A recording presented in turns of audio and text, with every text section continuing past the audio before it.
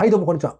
ロイヤルブルーコーヒーのバリスタ豊です。本日はコーヒー豆の試飲をして次の仕入れる豆を決めていきたいと思います。実はこちらに僕がいつも仕入れている業者さんのサンプルの豆が届いたので、この5種類の中から選んでいきたいと思います。で、この業者さんなんですけども、インボコーヒーっていうところなんですけども、エチオピアのコーヒー豆を専門に取り扱っていて、どれも品質の高いコーヒー豆です。で、ここの業者さんは過去にエチオピアの農家さん、生産者の方を台湾に招いて、で講演会を開いたこともある業者さんで、ものすごく現地の方とも親密な関係でいろんな協力体制が整っているんじゃないかなと思います。で、僕もその講演会の現地には行ってないんですけども、オンラインで拝見させてもらいました。現地の方の声が聞けるというのがなかなかできない体験なので、とても貴重な体験をさせてもらいました。で、コーヒー豆のちょっと一味も二味も違ったようなコーヒー豆だと思うので、せっかくなので皆さんにもシェアしながら試飲していきたいと思います。で、試飲なんですけども、一般的にはそのカッピングと言われる試飲方法をするんですけども、今回に関しては、普通にハンドドリップをして、それを飲んだ感想にしていきたいと思います。それではね、豆の紹介をしていきたいと思います。まずは、こちら。エチオピアイルカチャフェバンコティティ処理場生成工場かな。完熟レッドチェリーライトアナエロビックハニーです。まずは産地、エチオピアのゲデブのゲデオ地区というところのオーロックカン村のところのバンコティティという生成工場があるんですけども、そこでライトアナエロビック、1日間の軽い研究発酵を行ったハニープロセスの生成方法をしております。で、標高は1870から2000メートルですね。エチオピアはやや高いですね。で、品種はエチオピアの原生種としています。はい。で、風味の特徴なんですけども、白ぶどうや蜂蜜、熟した梅のような明るく上品な果実感があり、そこにスターフルーツジュースのような爽やかな酸味とヨーグルトを思わせる柔らかな乳酸のニュアンスが重なります。全体の印象は酸味と甘さのバランスが非常によく、層のある味わい。ライトアナエロビック処理によってほんのりとした花の香りと繊細な発酵のトーンが加わり、後味には砂糖漬けの果実や蜂蜜のような長い甘い余韻が続きます。というのがこのインボコーヒーさんが書かれた風味表現があります。このエチオピアのゲデブなんですけども、一番の特徴というか、これから紹介するのは全部エチオピアですが、何が違うかというと、エリアと生成方法に大きな違いがあると思います。なので、まず説明するのは、この、ライトアナエロビックハニー。アナエロビックをしてから、ハニープロセスをする。2段階やってる生成方法で、まず1日間だけという、軽いアナエロビックの生成をしてから、その後にハニー生成で仕上げていくというような感じです。簡単にアナエロビックの説明をすると、完熟したチェリーを密閉のタンクの中に入れて、酸素を抜いて24時間その中で発酵させます。で、この発酵させることによって果実感のより強い風味が引き出されるということで、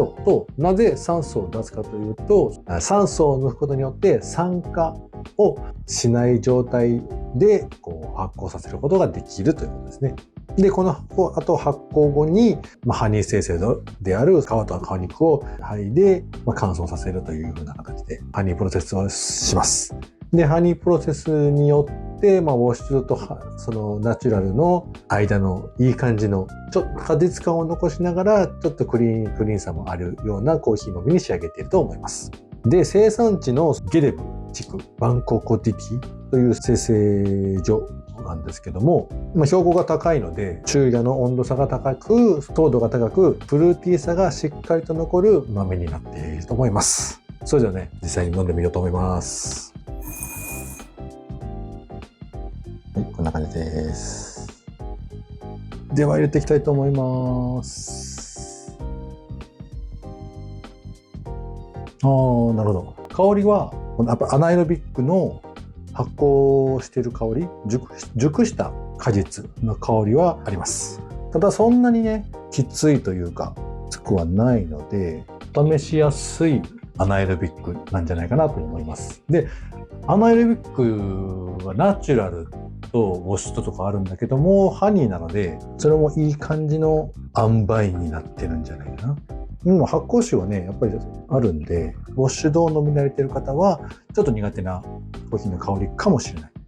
ただ、ここの香りとどんな時の香りっていうのは、まだ若干違うので、飲んでみないとわからないっていうのが正直なところです。色わかるかな？こんな感じです。いい感じの綺麗な色だと思いますけど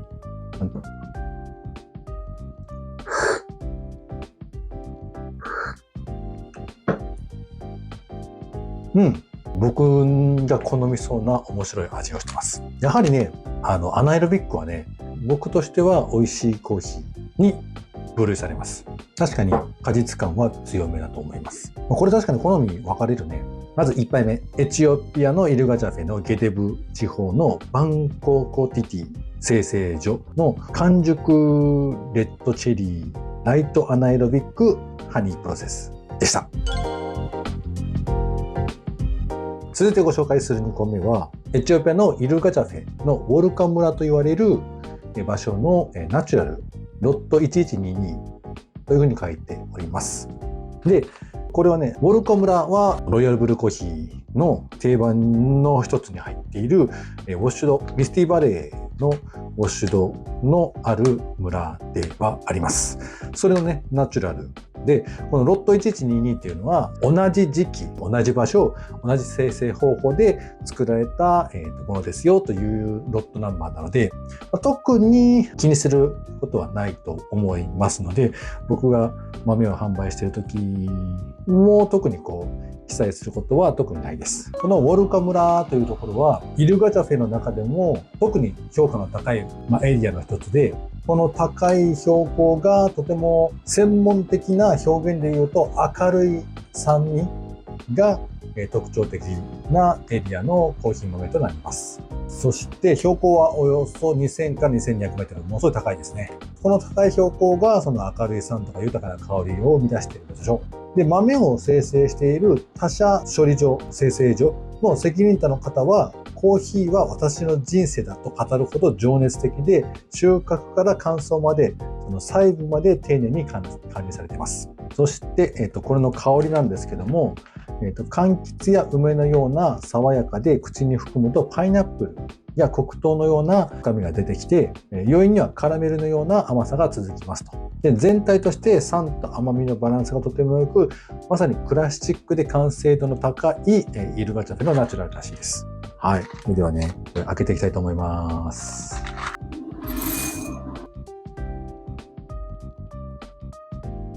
こんな感じです。焙煎度合いとしては1個目とあまり変わらなそうなイメージですね。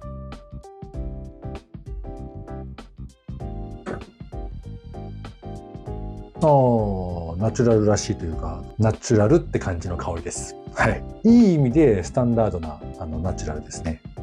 で、ナチュラルって一番古くからある生成方法なんで、これが一番古くから飲まれているコーヒーなんじゃないかっていうふうに個人的には思ってるんですけどね。ただ今みたいに焙煎する機械とかがないので、もしかしたらもっと深入りだったのかもしれないですけど、一番原始的な豆なんじゃないかなと思ってます。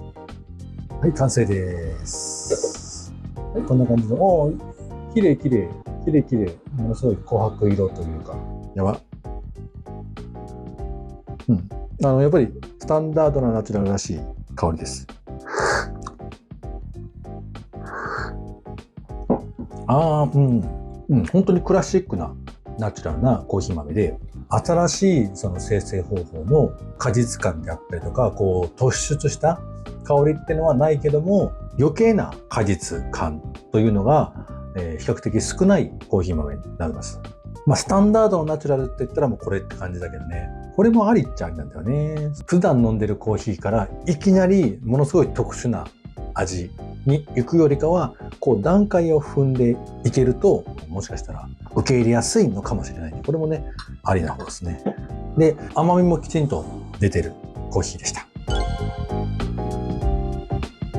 はい、3つ目ね、ご紹介するのはこちら。エチオピアのグジというエリアのブクアベルで、生成方法がスロードライナチュラルという生成方法で、標高が2200メートル。グジというのは比較的新しいエリアになっていて、品種はこれは原生品種ですね。で、まず注目したのはこのスロードライナチュラル。多分、ナチュラルは聞いたことあるけど、スロードライって何？スロードライって何っていう風なことなんですけど、簡単に言うとね、通常のナチュラルよりもゆっくりと乾燥させる。ナチュラルってこう、天日干ししてるんですけども、で具体的にどれぐらい違うかというと、一般のナチュラルは、気温や日照によって変わるんですけども、2週間ぐらいって聞きますね。で完成を終えているんですけども、スロードライは20日以上かけて低温で一定の風通しでゆっくりじっくりと乾かしていきます。でこのゆっくり乾燥させることで豆の中の糖分がじっくりと変化して甘さや香りがより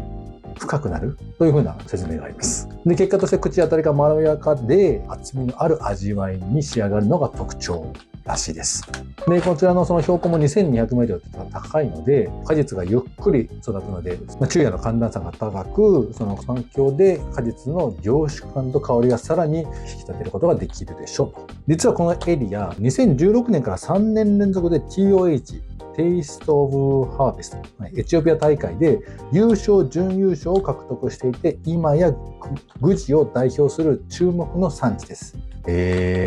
だいぶ期待できますね。ブクアベルという地区が優勝準優勝を3年連続でやってますね。してますね。香りは柑橘や花のように上品で口に含むとアンズのドライフルーツやベリー、スターフルーツのような果実感が広がります。余韻にはスパイスやチョコレートのような深みがあり全体的に滑らかで厚みのある味わいが特徴ということですね。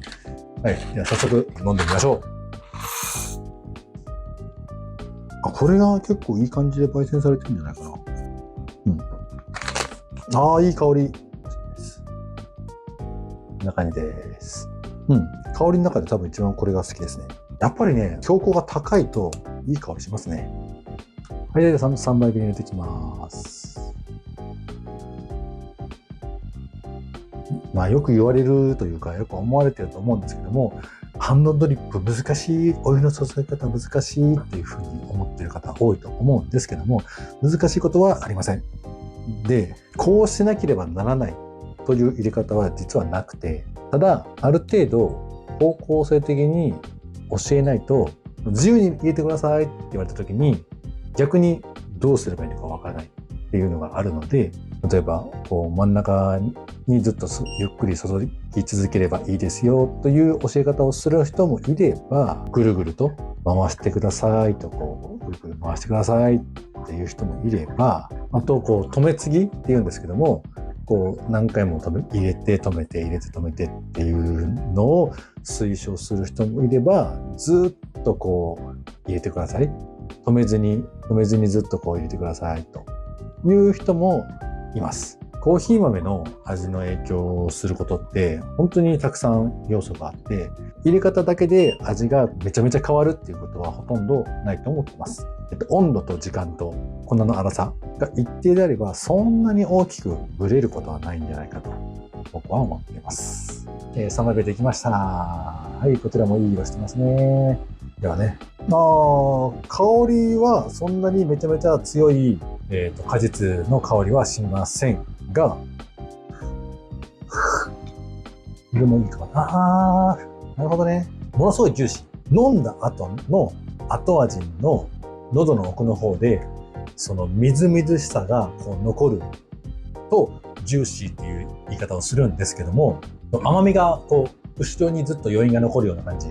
なるほどね。これはうまいわ。僕の好きな味です。酸味というよりかは本当に果実のような感じ。口に含んだ時に酸味がブワってくるのではなくて、こう飲んだ後にこう柑橘系とはちょっと違うトロピカルフルーツのような甘さのある甘酸っぱさっていうのかな。甘酸っぱさの中の甘みが強いバージョンかな。強い感じが口に広がるようなイメージ。これ美味しいと思う。僕が好き以外にもこれみんな好きかどうかっていうのも考えないといけないので、これはね、ありよりのありです。はい。完全にありです。はい。4つ目。こちらですね。エチオピアのベンジマジーのゴロゲイシャと言われる地域の、これは多分インボコーヒーさんが命名したんだと思うんですけども、歌姫ゲイシャのハニープロセスです。はい、こちらのね、ベンジマジーのゴロゲイシャは先ほどのバンココティディの生成所のハニープロセスと同じハニー生成ですが、こちらはね、豆の品種がゲイシャとなってます。原生品種ではなくて、で、パナマが有名にさせたゲイシャという品種の元々のそのゲイシャ種の、発祥の地と言われているのがベンチマジというエリアの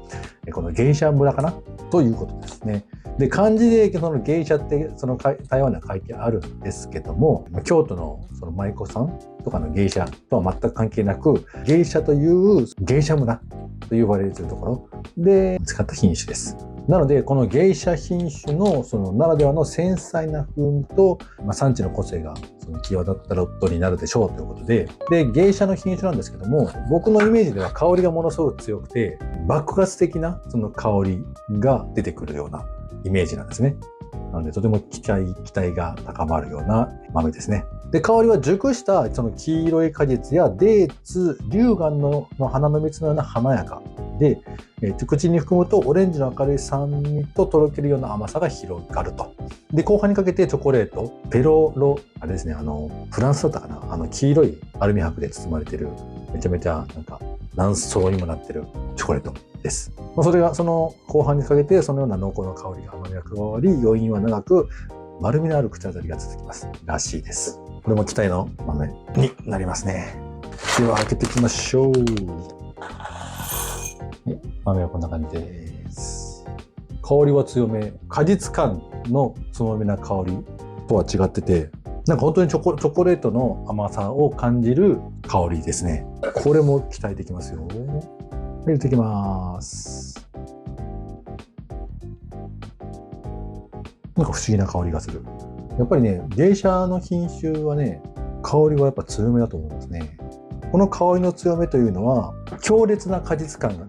という意味ではなくて、どちらかというと、コーヒー豆そのものの香りが強いという感じですね。これ実際嗅いでみないとね、分かってもらえないと思いますけども、発酵臭の強い香りとかではなくて、コーヒーそのものの香りが強いというようなイメージ。わかんないよね。難しいよね。この口で説明するのって難しいよね。なので、いつも何回も言ってるけども、実際に飲んでみるのが一番です。ゲイシャってどんなもんだろうって。さっきのスロードライナチュラルってどういうもんだろう。これはなかなかないかもしれないけども、ナチュラルってどういう、スタンダードなナチュラルってどういう味なんだろうとか、もう飲んでみるしかないですね。はい、やりましたね。一番スープかもしれないね。こんな感じ。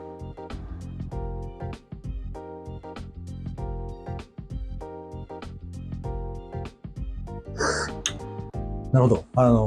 花の蜜のような香りがするっていうのはわかる。で、やっぱり喉の奥に残る甘さっていうのはやっぱり強いというか、これもうまいな。やっぱりゲイシャはね、うまいな。このチョコレートっていうのは分かるような分かんないようなんだけども、とても華やかなというか甘さがある。これこそその酸味と甘さがいいバランスになってるような一品だと僕は思います。確かに余韻も長い。これも美味しいです。はい。ではね、ラストの5つ目、いってみたいと思います。はい、こちら最後のやつです。はい、最後のラストなんですけども、これはエチオピアベンジマジ歌姫ゲイシャオロコーボナチュラル。これ先ほどのベンジマジのゴロゲイシャまでは一緒ですね。ゲイシャ村で取れているゲイシャの品種で、これはね、一番注目すべきはこの生成方法で、オロコーボナチュラルという、少し珍しい、だいぶ珍しい生成方法を使われています。このオロコーボナチュラルというのは何かというと、アナエロビックと言われる生成方法に近いんですけども、密封されたタンクの中にコーヒーチェリーを入れて、で、専用の酵母を入れて、中で発酵させるという方法をとっています。この酵母を入れることによって何が起きるかというと、微生物の、腐敗微生物のリスクを抑えながら香りを引き出してクリーンに仕上げることができると。で、そのため一般的なナチュラルよりも発酵ムラ、普通に天日干しするとこっちが発酵進んでるけどもこっちが進んでないっていうのがあるんですけども、それが少なく雑味っていうのが出にくいのが特徴らしいです。で、こちらも、品種はゲイシャ種なので、繊細でフローラルな香りが特徴的で、世界中にも高い評価を得ています。で、ロイヤルブルーコーヒーのお客さんの中でも、やっぱりゲイシャというのはものすごい人気が高い品種ですね。マーケットとかで実際飲んでもらうと、ものすごい香りが強くて美味しいとよく言われている品種です。で、香りはまるで果実酒やベリーのドライフルーツのように濃厚。口に含むとスターフルーツジュースのような酸味とほんのりヤクルトのような乳酸の爽やかさも感じられます。飲み終わりには黒糖や焼き芋のような甘い余韻が続き、最後にココアのような柔らかい香りがふわっと残ります。複雑でありながらクリーン、まさに酵母性ならではの発酵感と透明感が共存する一杯ですというふうにインボコーヒーさんが言ってます。だいぶすごいコメントが書かれてますけども、確かにベリー、果実やベリーから始まり、真ん中に乳酸、ヤクルトのような乳酸で、最後に黒糖焼き芋とかココアとか、ものすごい味わいが豊かというか、この一杯一口の始まりから最後にわたり、いろんな味に変化して、ものすごく複雑なコーヒーの風味の中で複雑というのは結構いい意味なので、いろんな味わいや香りが中に含まれているっていう結構いい意味で使われることが多いですね。ではね、開けていきますね。一番多分香りが、発酵の香りが一番強い感じかな。だから果実感が多分もしかしたら一番強いかもしれないですね。こんな感じです。これね、期待できる味ですね。はい、こんな感じです。ラストいただきます。これ一番色薄いと思うけどな。どうだろう。なるほど。果実感の一番強めの香りだと思います。多分一番面白い味だと思うんだけどね、これは。黒糖、焼き芋、コーヒーのテイスティングノートで焼き芋っていう単語出てくるのはほぼないと思うんですよね。で、しかもヤクルトですよ。ヤクルトなんて出てこないでしょ。ね、すごいね。確かに、だから、そっか、発酵しているからヤクルトの乳酸菌のような香りも期待できるってことか。これはコーヒーとヤクルトなんてね、考えたことしかないというか、想像したことない。確かに酵母生成ならではの面白い味が期待できますね。どうなんだろう、この発酵臭は強めなんだけどね。完熟フルーツや発酵してるからだから果実酒ってことか。酒のような感じも感じられるってことかな。はい、出来上がりました。いい琥珀色。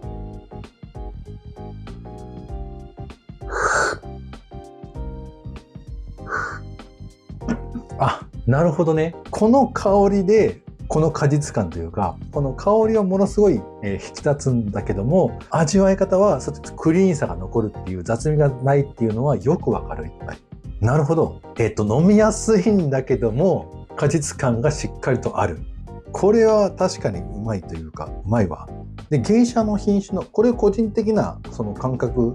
かもしれないんですけども、ゲイシャってその香りがものすごく強めだけども、強いのがすごい残ってるというよりかは、爆発的にグワッと香りがあって、さーっと消えていくような感じ。発酵ムラがなく雑味が少ないっていうのがよくわかる一杯ですね。この香り、一般的にこの香りの味わいのコーヒーって結構その発酵が進んでるというかようなイメージが多いんですけども、それがね一切ないというか、完熟フルーツの味はあるんだけどもすっきりしてるっていうような感じ。飲んでる回数が一番多いでしょ多分。なるほどね。いやー面白いね。いやコーヒー飲み比べはとても面白いです。はい。僕も試飲会やりたいですねこれ。はい。それではね、まとめに行きたいと思うんですけども、本日は5種類のエチオピアの豆を試飲しました。で、今後次の購入する豆をどれにしようかという風な形で考えていたんですけども、正直迷います。どれもね、このインボコーヒーさんは、とてもね、いい豆を取り揃えているので、どれも美味しくて、どれが一番とかいうのを選ぶのはとても難しいです。で、まず個人的な印象が一番残っているので言うと、こちらの5番目に飲んだオロコーボナチュラル。これがね、印象的には一番残ってる豆ですね。というのは、この香りと、想像している味と一番かけ離れているというか、この匂いから想像する味わい方が、大きく違ってたっていうので、一番印象には残ってます。驚いたっていうね。で、個人的に一番美味しいと思うのは、このスロードライナチュラル。ゆっくり乾燥しているナチュラルが一番美味しいと思います。フルーツティーに近い感じの、特殊生成方法を見たくはないんですけども、どうだろう。それかどうだろう。ライトアナエロビック。コーヒーって熱い時と冷めた時の味ってだいぶ違うんですけども、冷めても美味しいコーヒーっていうのが好きなんで、このウォルカのナチュラル、クラシックのナチュラルはとてもお茶らしいそのテイストというか、コーヒーって苦いイメージあるけども、そうではなくて爽やかに飲めるというか、のナチュラルですね。やっぱり芸茶も捨てがたいんだよな。悩みます。僕が好きというよりかは、美味しいな。僕が好きというよりかは、みんなに好んでもらえるかどうかっていうのも大事なんで、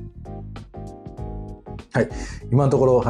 候補に残ったのはこのスロードライナチュラルかオロコーボナチュラルですね。さあどうしましょうかね。